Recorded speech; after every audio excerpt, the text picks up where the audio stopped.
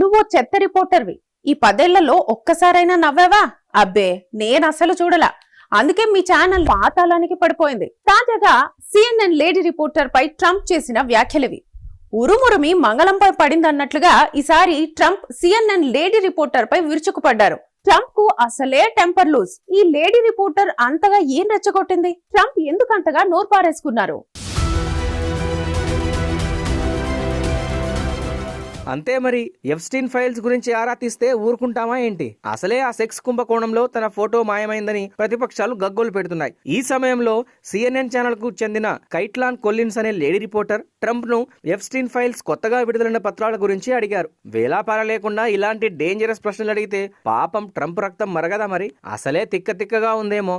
ఆ రిపోర్టర్ ప్రశ్నకు కస్సుమని లేచారు. మీరెప్పుడు నిజాలు చెప్పారు గనక అయినా వినండి, మరోసారి చెబుతున్నా. ఎప్స్టీన్ ఫైల్స్ కుంభకోణంలో నా పేరు దారుణంగా కుట్రపూరితంగా ఇరికించారు. అయినా ఈ విషయాలు ఇప్పుడు అవసరమా? దేశం గురించి ఆలోచించండి ముందు అంటూ అమెరికా అధ్యక్షుడు ట్రంప్ నిప్పులు చెరిగారు.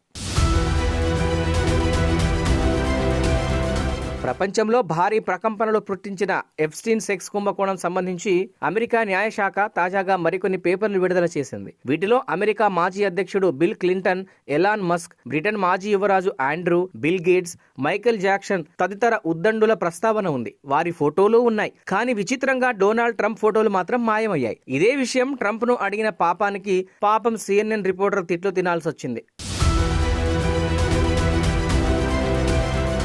ఇంతకు ఏంటి ఎప్స్టీన్ ఫైల్ సెక్స్ కుంభకోణం? జెఫ్రీ ఎప్స్టీన్ తన పరపతిని పెంచుకోవడానికి దారుణాలకు పాల్పడ్డాడు. అమెరికాలో విలాసవంతమైన జీవితాల చీకటి కోణాన్ని బయటికి లాగిన ఫినాన్షియర్ జెఫ్రీ ఎప్స్టీన్ కుంభకోణం సంచలనం సృష్టించింది. తన పలుకుబడి పెంచుకోవడానికి దేశాధినేతలు, ప్రముఖులు, వ్యాపారవేత్తలకు 18 ఏళ్లలోపు టీనేజ్ అమ్మాయిల్ని ఎరగా వేసిన ఎప్స్టీన్ 2019లో జైల్లో ఉండగానే ఆత్మహత్య చేసుకున్నాడు. అతను చనిపోయి 6 ఏళ్లవుతున్నా ఈ కేసు పుట్టించిన ప్రకంపనలు మాత్రం ఆగడం లేదు. తాజాగా ఎప్స్టీన్ కేసుకు సంబంధించి అమెరికా న్యాయశాఖ ఫైల్స్ విడుదల చేసింది. అమెరికా ప్రతినిధుల సభలో డెమోక్రాట్లు, పలువురు ప్రముఖులు ఎప్స్టీన్ ఎస్టేట్ లో దిగిన ఫోటోలను బయటపెట్టారు. కాకపోతే న్యాయశాఖ విడుదల చేసిన ఫైళ్లలో కొందరు ప్రముఖుల ఫోటోలు మిస్ అయ్యాయని డెమోక్రాట్లు మండిపడుతున్నారు. ఇదే అత్యంత వివాదాస్పదంగా మారింది.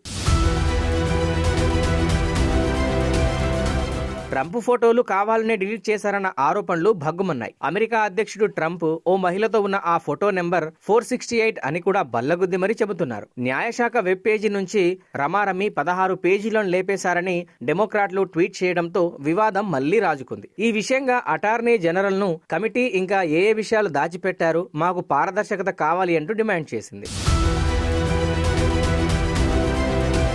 మరోవైపు అమెరికా న్యాయశాఖ తాజాగా ఎప్స్టీన్ ఫైల్స్ ను విడుదల చేసింది. ఈ ఫైళ్లలో ఫోటోలు, మెయిల్స్, ఆడియో రికార్డింగ్లు, దర్యాప్తు సామాగ్రి ఉన్నాయి. అయితే ఆన్లైన్ లో పోస్ట్ చేసిన ఒక్క రోజులోనే 16 ఫైల్స్ అదృశ్యం కావడం వివాదంగా మారింది. ఇందులో ట్రంప్, ఆయన సతీమణి మెలానియా ఎప్స్టీన్, అతడి సన్నిహితురాలు గిస్లైన్ మాక్స్వెల్ తో దిగిన ఫోటో కూడా ఉంది. అయితే ట్రంప్ భిన్నంగా స్పందిస్తూ కొందరు స్వార్థపరులు బాధ పెట్టడానికే ఇలాంటి వివాదాలు సృష్టిస్తున్నారని అన్నారు. ఎప్స్టీన్ ఫైల్స్ పేరిట డెమోక్రాట్లు నాటకమాడుతున్నారని, తమ రాజకీయ ప్రయోజనాల కోసమే ఇలా చేస్తున్నారని విమర్శించారు.